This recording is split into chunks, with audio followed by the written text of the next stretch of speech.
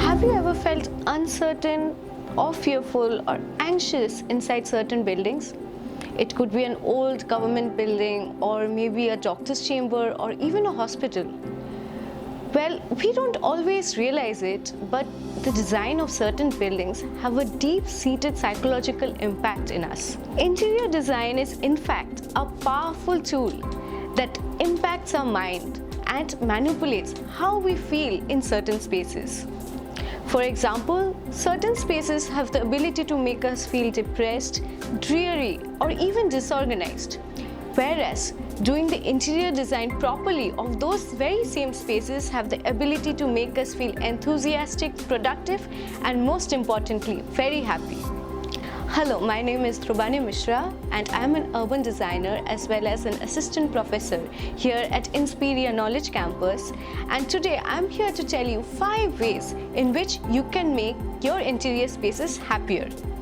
Well, without further ado, let's start. Now, the first and one of the most important points in elevating a space is the usage of light. Did you know that natural light or sunlight has the ability to produce a mood-enhancing chemical within us called serotonin? Serotonin not just uplifts the mood but significantly reduces the levels of anxiety and depression that we might be feeling during the day. Apart from just our mood, sunlight also helps to create vitamin D within our bodies and greatly improves our sleep cycle, thereby making us healthier and thus happier in the process. So next time, remember to keep those doors and windows open during the daylight hours to let ample amount of sunlight within the rooms. Well, sometimes I know it can be harsh to let in a lot of sunlight, especially during the summer afternoons where it's hot and dreary. So during those times, I would suggest you get sheer or maybe lace curtains, which helps to filter in the sunlight and just give the room a very warm, serene, welcoming glow. Now coming to the next point, which is equally important as the first one, which is color. Sometimes it thus happens that even though a room receives ample amount of sunlight, it still feels dark and foreboding for certain reasons. This happens because of the color of the interior facades. It's always advisable to go for the lighter shades in the catalog book instead of the darker ones, because lighter shades just reflect off more light so that a room feels illuminated and cheerful in a way. So next time, go for lighter shades. But giving just light shades throughout the entire house can just be a little boring and monotonous sometimes.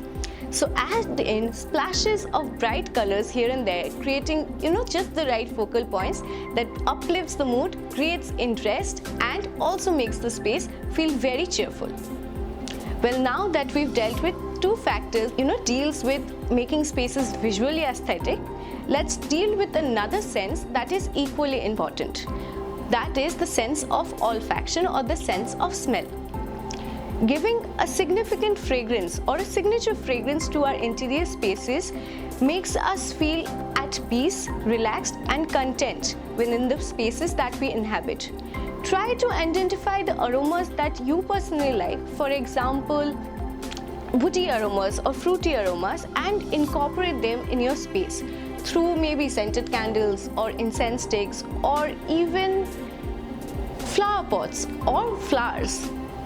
Plants in a way not just enhances the smell of a space but also improves the indoor air quality, making our well-being better and making us healthier and thereby happier in the long term. Now, fourth and another very important point in making spaces feel happier is to keep them clean, hygienic, and clutter-free.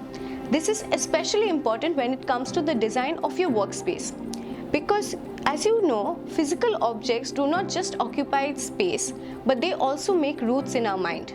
Keep your workspace as clean and empty as possible, and remember to keep all those knickknacks such as your cables, keychains, keys, even coins neatly sorted inside your drawers. This greatly improves your productivity levels and makes you more organized in general.